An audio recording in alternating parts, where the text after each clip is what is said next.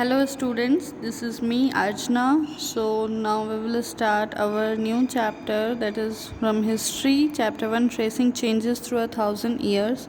अब यहाँ पे आप लोगों को एक मैप दिख रहा हुआ है, ठीक है। ये उल्टा मैप है। बोलते हैं ना, अपना अपना नज़रिया होता है सबका देखने का। जैसे अगर जिसने ये मैप बनाया है, ये अरब जोग्राफ़र है अल अदरीसी, उन्होंने ये मैप बनाया है। और उन्होंने हो सकता है साउथ की तरफ से देखा हो, इसलिए उन्होंने उल्टा मैप बनाया है। कोई नॉर्थ की साइड से देखता है तो वो नॉर्थ की तरफ से डायग्राम बनाता है। तो बोलते हैं ना, जिसका जैसा नज़रिया रहता है या जो जैसा देखता है वो वैसे ही चीज़ों को ड्रॉ करता है या अपनी थिंकिंग रखते हैं, ठीक है। तो यहाँ पे पीछे पेज में भी एक और मैप दिखेगा आप लोगों को। तो ये मैप हमें उतना समझ में नहीं आ रहा है, ठीक है। और नेक्स्ट पेज में जो मैप है वो आपको बहुत ही क्लियरली समझ में आएगा, क्योंकि वो इंडिया का जो प्रेजेंट डे का मैप है वो है और उससे आप फैमिलियर भी हो, ठीक है। तो इसमें यहाँ पे इस पैराग्राफ में ये बताया गया है कि और आप लोग कोशिश करना कि चैप्टर रीड करो, पहले चैप्टर रीड करो, फिर एक्सप्लेनेशन देखो, उसके बाद दोबारा चैप्टर रीड करो, ताकि आप लोगों को बहुत अच्छे से समझ में आए, ठीक है।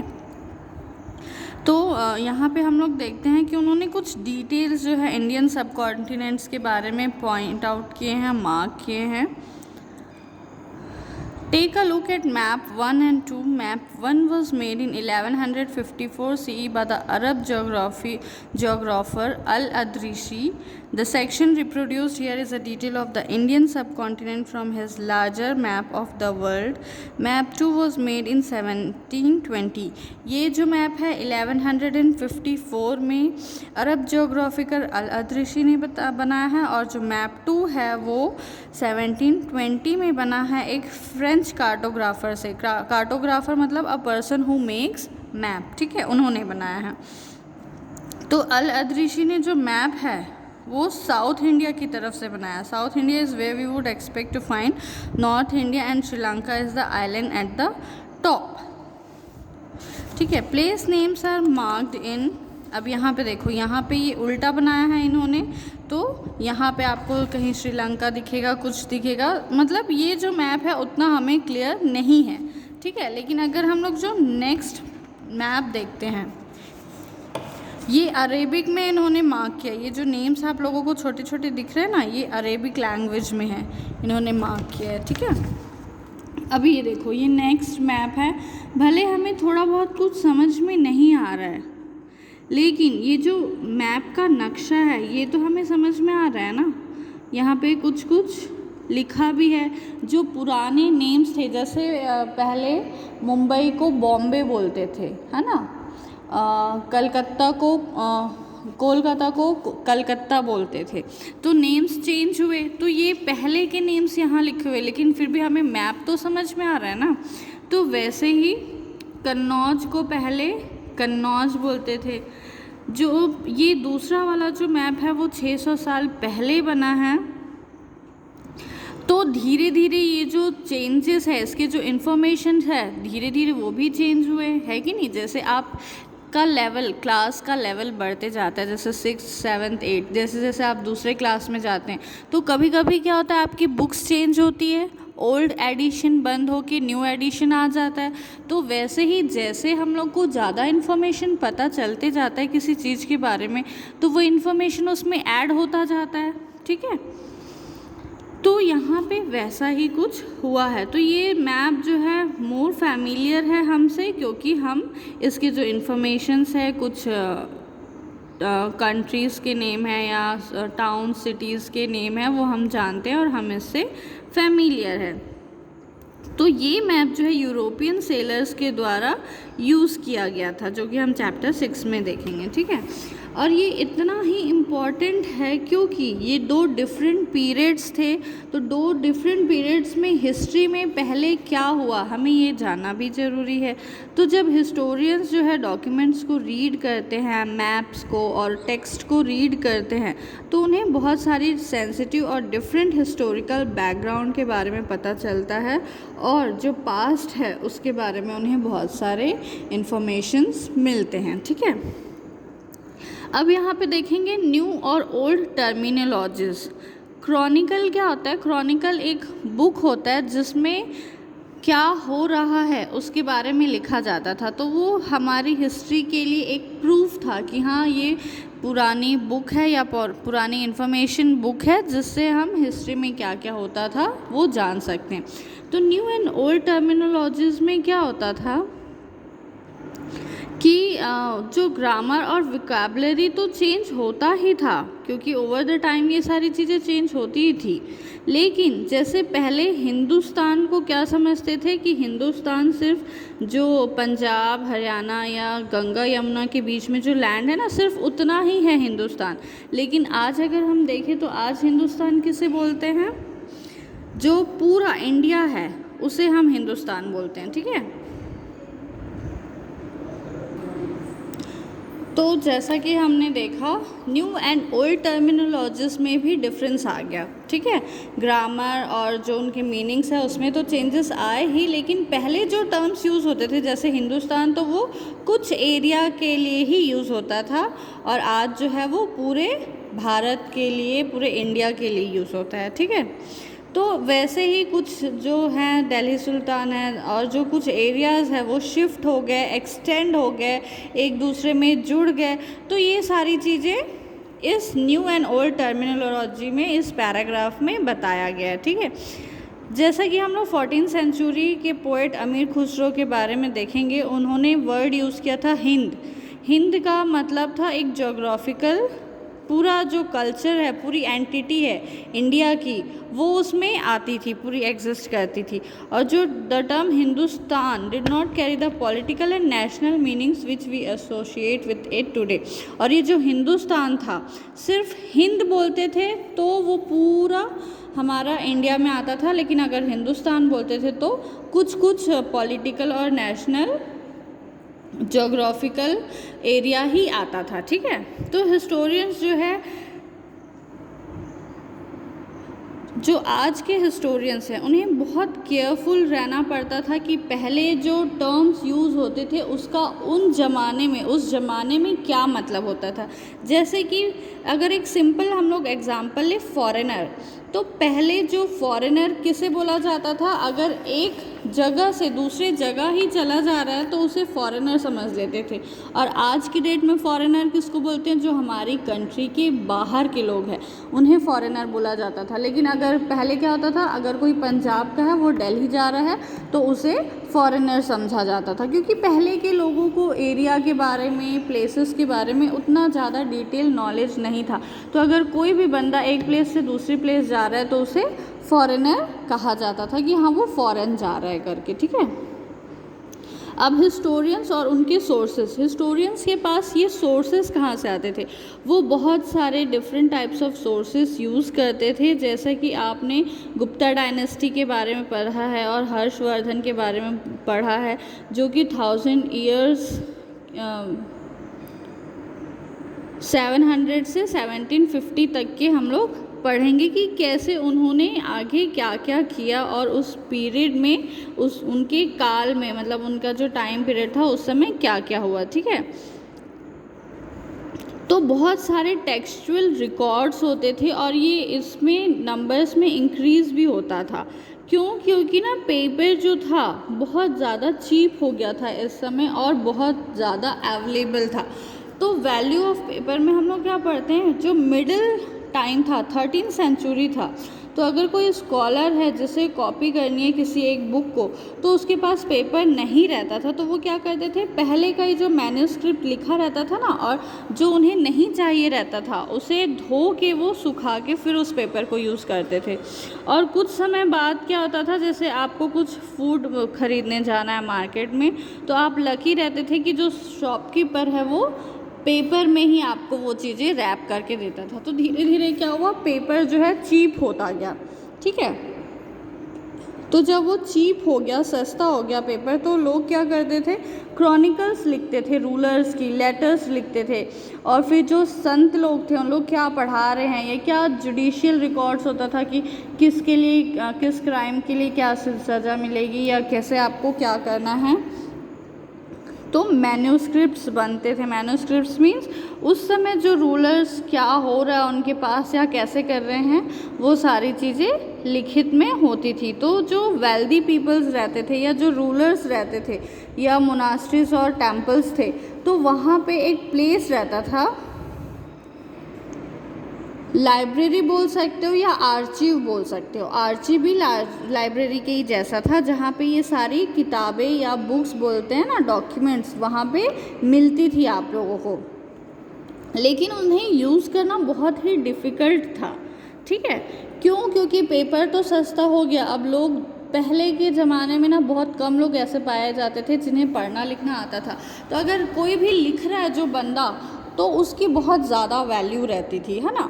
तो क्या होता था कि जो बंदा लिख रहा है, तो भाई अब सबकी राइटिंग अलग रहती है, सबका समझने का तरीका अलग रहता है। तो एक बंदा अगर एक चैप्टर या एक कुछ लिख रहा है इन्फॉर्मेशन, अगर दूसरा बंदा उसी को कॉपी पेस्ट कर रहा है तो उसमें बहुत सारी मिस्टेक होती थी। ये आप इसको डिसएडवांटेज बोल सकते हो या फिर एक गलती बोल सकते हो, क्योंकि भाई सबकी राइटिंग अलग होती है। तो उस बंदे को जो उस समय समझ में आता है वो सेकंड कॉपी में उसके वही लिखता है। तो भाई दोनों में टॉपिक सेम है, लेकिन उसका जो कंटेंट है, उसका जो इन्फॉर्मेशन है वो थोड़ा सा अलग हो गया है। किसकी वजह से? राइटिंग की वजह से। जो जिसको जैसा समझ में आया उसने वैसा ही लिखा उसे, ठीक है। तो वैसा ही होता था। तो मैन्यूस्क्रिप्ट मतलब वो उस समय जो राजा शासन करते थे, जो रूल करते थे, तो उन्हें वो कौन सी लड़ाई जीते, उनके क्या बोलते हैं शासन काल में, उनके किंगडम में क्या चलते थे रूल्स, तो वो सारी चीज़ें वो मैन्यूस्क्रिप्ट में लिखवाते थे। जैसे कि यहाँ पे आप देख रहे हो, एक बंदा एक कॉपी से दूसरे में कॉपी पेस्ट कर रहा है, तो हो सकता है इसमें मिस्टेक हो जाए, ठीक है। फिर नेक्स्ट है, डिफरेंट लैंग्वेजेस में लिखे रहते थे वो सबस्क्रिप्ट्स जो है। तो फिर बाद में on occasion authors revise their chronicles at different times. कुछ ऐसे ओकेशंस आते थे कि ऑथर्स जो है अपने क्रॉनिकल्स को डिफरेंट टाइम पीरियड पे रिवाइज करते थे मतलब दोबारा कॉपी करके लिखवाते थे, ठीक है। तो ये जो जियादुन बरनी हैं, जिन्होंने पहला क्रॉनिकल लिखा 1356 में, और उसका दूसरा वर्जन जो है 2 साल के बाद आया। तो वो अपने दोनों एक दूसरे से बहुत ही अलग था। जैसे ओल्ड एडिशन और न्यू एडिशन हो जाता है ना, तो ओल्ड बुक में भी वो टॉपिक रहता है, न्यू बुक में भी रहता है, लेकिन न्यू बुक में हो सकता है कुछ ऐड हो या कुछ चीज़ें कम हो गई हो, है ना। तो वैसा ही रहता है। फिर new social and political group, इस टॉपिक में हम लोग क्या करेंगे, 1000 ईयर्स के बीच में जो 700 से 1750, ये कितने साल का गैप है? 1000 साल का, 1000 ईयर का गैप है। तो ये एक बहुत बड़ा चैलेंज था हिस्टोरियंस के लिए, क्योंकि बहुत सारे इस समय बहुत सारे ग्रोथ हुए, बहुत सारे डेवलपमेंट्स हुए, बहुत सारे न्यू टेक्नोलॉजीज़ आई, जैसे कि पर्शियन व्हील आया इरिगेशन में, स्पिनिंग व्हील आया वीविंग में। वीविंग मीन्स कुछ भी बुनना करना होता है ना, तो उसके लिए स्पिनिंग व्हील आ गया। फायर आर्म्स आ गए, यानी कि गन वगैरह आ गया। न्यू फूड्स और बेवरेजेस आ गया, जैसा कि पोटैटोज़ हो गया। नए नए फूड्स, मतलब उन लोगों को समझ में आने लगे कि हाँ ये सब भी फूड होते हैं, या फिर ये सब भी पीने की चीज़ें होती है, जैसे corn, chilli, tea and coffee. तो ये सारे न्यू इन्वेंशंस और टेक्नोलॉजीज़ या ये जो क्रॉप्स आए, वो बहुत, ये थोड़ा सा नया एक चेंज था इस टाइम पीरियड के लिए। और इससे क्या होता है, जो उनका इकोनॉमिकल, पॉलिटिकल और सोशल और कल्चरल चेंजेस है वो बहुत ज़्यादा ही आता है इस समय, जो कि हम आगे चैप्टर में पढ़ेंगे। और ये जो पीरियड था, टाइम पीरियड था, वो मोबिलिटी का था। मोबिलिटी मीन्स एक जगह से दूसरे जगह ट्रैवल करना, ठीक है। तो groups of people travel long distance in search of opportunity के लिए लोग बहुत जगह ट्रैवल करते हैं, और फिर उनके पास बहुत सारे पैसे धीरे धीरे करके आने लगते हैं। पीपल जो है कार्व करते हैं फॉर्चून के लिए। फॉर्चून मीन्स अपना जो उनका लक्ष्य है, उन्हें फाइनली क्या करना है, कैसे पैसे कमाने हैं, अपनी लिविंग ऑफ स्टैंडर्ड कैसे रखनी है, वो सारी चीज़ें उन्हें समझ में आती है और उन्हें एक तरीका मिल जाता है वो सारी चीज़ें करने का। तो इस टाइम पीरियड पे एक मतलब मेन एक कास्ट के लोग जो हैं, ये पर्शियन व्हील है बेटा, ठीक है, यहाँ पे लिखा हुआ है पर्शियन व्हील। तो उस कास्ट के लोग जो है सबसे ज़्यादा पॉपुलर हो जाते हैं, जैसे कि राजपुत्र। राजपुत्र क्या होते थे? The son of ruler. ये लोग जैसे जात पात होता है ना कि ब्राह्मण लोग क्या बोलते हैं, पूजा पाठ करवाएंगे, क्षत्रिय लोग जो है देश की रक्षा करेंगे, और शूद्र जो है या वैश्य लोग हैं वो बाकी सारे काम करेंगे। तो इस टाइप वो वर्ण में, जाति में डिवाइड हो गए थे, ठीक है। तो जो क्षत्रिय थे वो ये क्लेम करते थे कि हम ही वॉरियर्स हैं, जो लड़ाई है या किसी के ऊपर भी विजय पाना है तो हम ही कर सकते हैं। तो ये सारी चीज़ें होती थी। तो इस पीरियड में और क्या क्या होता था?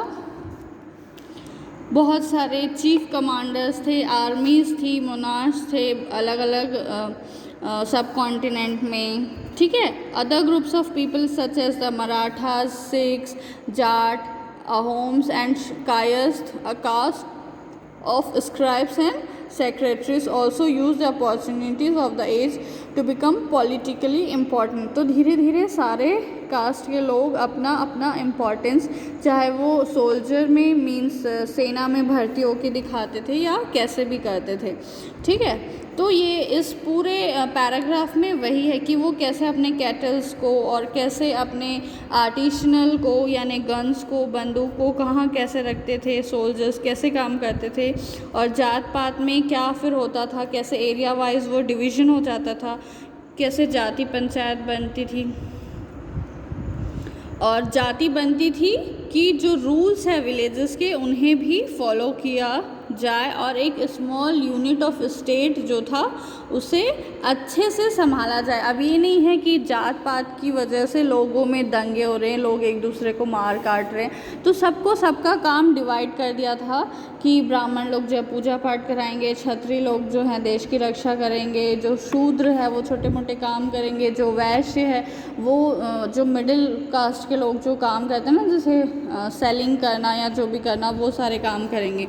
रीजन और एम्पायर, रीजन और एम्पायर में क्या होता है, जो चोलास है या तुगलक्स है जो हम लोग आगे चैप्टर 2, 3, 4 में पढ़ेंगे, या मुगल्स हैं, तो वो बहुत सारे एरिया को अपने अंदर कर लेते, अंडर में कर लेते, यानी कि रूल करते हैं उनके ऊपर। Sanskrit prashasti praising the Delhi sultan Ghiyasuddin Balban explained that he was the ruler of a vast empire that stretched from Bengal in the east to Ghazni in Afghanistan। एक बलबन दिल्ली का सुल्तान है गियासुद्दीन बलबन करके, उसकी बहुत बड़ी एम्पायर थी जो कि बंगाल से लेके अफ़गानिस्तान तक फैली हुई है। और जो अलग अलग लोग हैं अलग अलग रीजन्स के, गुजरात, आंध्रा, केरला, कर्नाटका, महाराष्ट्र के, तो flight before his army means वो लोग इसके आगे नतमस्तक हो गए, यानी कि हार मान लिया उन्होंने, ठीक है। तो यहाँ पे कुछ देखो, Ganga river, Yamuna river, Chambal river, Narmada river, Godavari, Kaveri, Krishna, बहुत सारे जो रिवर्स के नेम हैं यहाँ पे, ठीक है। और किसने कब कहाँ पे कितनी दिन के लिए वो किया था, रूल किया था, वो सारी चीज़ें हैं, ठीक है।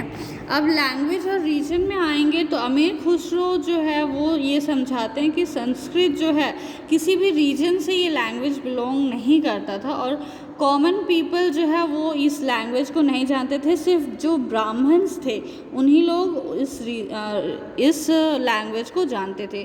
भाई जाहिर सी बात है, संस्कृत आज भी सारे लोग नहीं जान सकते हैं, सिर्फ कुछ लोग ही है जो ब्राह्मण्स ही है जिन्हें संस्कृत आती है, ठीक है। फिर 700 तक क्या होता है, कुछ जोग्राफिकल डायमेंशंस और कुछ लैंग्वेजेस के आधार पर स्टेट्स को या रीजन्स को ना डिवाइड कर दिया जाता है। जैसे कि चोलास हो गए, खिलजीज, तुगलक, मुगल्स वे able to build an empire that was pan regional spanning diverse regions. Span means बहुत फैलना, बहुत दूर तक फैलना। तो ये कुछ डायनेस्टीज़ थी चोलास की, खिलजी की, जो धीरे धीरे करके अपना बोलते हैं ना, लाइन ऑफ बॉर्डर बढ़ाते जाते हैं। जैसे जैसे एक राजा दूसरे देश को जीतता था तो वो उसको अपने अंडर में कर लेता था, है ना। तो वैसे ही धीरे धीरे उन लोग की जो डायनेस्टीज़ है वो बढ़ती चली गई। फिर न्यू रिलीजन्स और ओल्ड रिलीजन्स में क्या होगा, सुपर नेचुरल पावर में उन लोग बिलीव करने लगे। भगवान जो होते हैं ना उसमें बिलीव करने लगे, पूजा पाठ करना शुरू कर दिया, ब्राह्मणों को रिस्पेक्ट देना शुरू कर दिया और उन्हें अपने घरों पे जो रॉयल्स थे, मतलब जो राजा महाराजा थे, वो तो शुरू से ही पूजा करवाते थे। तो क्या बोलते हैं, अपने प्रतिष्ठा के लिए बोलते ना कि हाँ मेरा बहुत नाम हो दूसरे देशों में भी, इस वजह से भी वो लोग पूजा करवाते थे। ठीक है, तो जो आइडिया ऑफ भक्ति थी वो पर्सनल डीटी लविंग के और डिवोटीज़ के लिए बहुत ज़्यादा मतलब रिचुअल्स को इलेबोरेट करती थी, बहुत ज़्यादा फैलाती थी। बोलते ना आपको कि कोई काम करने से आपका बहुत नाम होता है, तो पहले राजा लोग क्या सोचते थे, पूजा पाठ कराएंगे, हम लोग अपना ताकत दिखाएंगे तो ऐसे हमारा देश दुनिया में नाम होगा, लोग हमसे डरेंगे और फिर हम उनको अपने कब्जे में कर सकते हैं। ठीक है, तो पैट्रन मतलब क्या होता है, an influential wealthy individual who supports another person, an artist, a craft person, a learn man और अ नोबल। ठीक, तो जो बड़े बड़े टेम्पल्स थे जहाँ पे बहुत सारे पैसे रहते थे, बहुत मतलब मंदिर को अच्छे से सजाया जाता था, जहाँ मंदिरों को राजा लोग बहुत अच्छे से रखते थे तो उनका नाम होता था। फिर धीरे धीरे ऐसे ही ये अलग अलग कास्ट, ये they were Shia Muslims who believe that the prophet Mohammad sons in law Ali was the legitimate leader of the Muslim community. फिर जैसे हिंदू के अलग अलग ब्राह्मण्स लोग पूजा कराते थे, वैसे मुस्लिम में क्या बोलते हैं करते थे, उनको अलग अलग मतलब जाति के लोग अलग अलग अपना शुरू कर दिए थे पूजा पाठ करना। ठीक है, thinking about time and historical periods. अब thinking about time and historical periods में क्या होगा कि जो हिस्टोरियंस थे do not see time just as a passing of hours, days or years as a clock, or this time also reflects changes in social and economic organisation. अब यहाँ पे जो टाइम था, जो हिस्टोरिकल पीरियड्स था, उसमें बहुत ज़्यादा चेंजेस होते हैं सोशली भी और इकोनॉमिकली भी। इकोनॉमिकली मीन्स फाइनेंशियली लेके। ठीक है, तो हिंदू, मुस्लिम और ब्रिटिश 3 पीरियड्स में यहाँ पे डिवाइड हो जाता है। रूलर्स जो है सिर्फ हिस्टोरिकल चेंजेस को देखते थे और जो अदर डेवलपमेंट्स है जो इकोनॉमी या सोसाइटी कल्चर से रिलेटेड होता था उन्हें इग्नोर करते थे। Such a division also ignore the rich diversity of the subcontinent. तो ये सारी चीज़ें उस समय ट्रेड जो है मीन्स बोलते ना व्यापार, जो बिजनेस है वो कैसे होता था, फार्मर्स क्या करते थे, कैसे हंटिंग करते थे, कैसे गैदरिंग करते थे, मेडिवल पीरियड में क्या होता था। तो ये एक पैराग्राफ उस पर बेस्ड है, इसे आपको अच्छे से रीड करना है। ठीक है, तो सारा कुछ यहीं पे लिखा है। फिर कैसे पास्ट से मेडिवल पीरियड में आते हैं, फिर मॉडर्न पीरियड में आता है, धीरे धीरे उन्हें चीज़ें समझ में आने लगती है। फिर धीरे धीरे वो ट्रेड करना शुरू करते हैं, मतलब उनके पास जो सामान है उसे बेचना शुरू करते हैं, उसके बदले में पैसे लेना शुरू करते हैं, तो इसे फिर ट्रेड का नाम दिया गया। ठीक है, तो बस यही था इस चैप्टर में। During these 1000 years, the society of the subcontinent were transformed often, and economies in several regions reached a level of prosperity. तो धीरे धीरे क्या हुआ, उनके लोगों के पास पैसा आने लगा, उन्हें समझ में आने लगा, तो समृद्धि आने लगी। समृद्धि मीन्स वो अपना लिविंग ऑफ स्टैंडर्ड चेंज करने लगी, उन्हें अच्छा खान पान, अच्छे कपड़े, रहने के लिए एक अच्छा जगह मिलने लगा।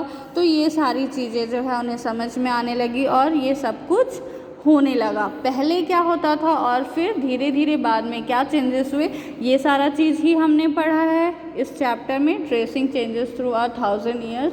तो 1000 साल पहले क्या होता था, लोग सिर्फ राजा महाराजाओं के अंडर पे ही काम करते थे। धीरे धीरे वो प्रथा चेंज हुई, पूजा पाठ शुरू हुआ, ब्राह्मण लोग पूजा पाठ कराना शुरू किए, फिर लोग एक जगह से दूसरी जगह जाने लगे, अपने सामानों को पैसे में बेचने लगे, फिर उन्हें ये सारी चीज़ें जो है समझ समझ आने लगी। ठीक है, इस चैप्टर में इतना ही था। आई होप ये चैप्टर आप लोगों को समझ में आया होगा। एक बार चैप्टर अच्छे से रीड करना, बहुत ईजी लैंग्वेज में लिखा है। ठीक है, थैंक यू सो मच।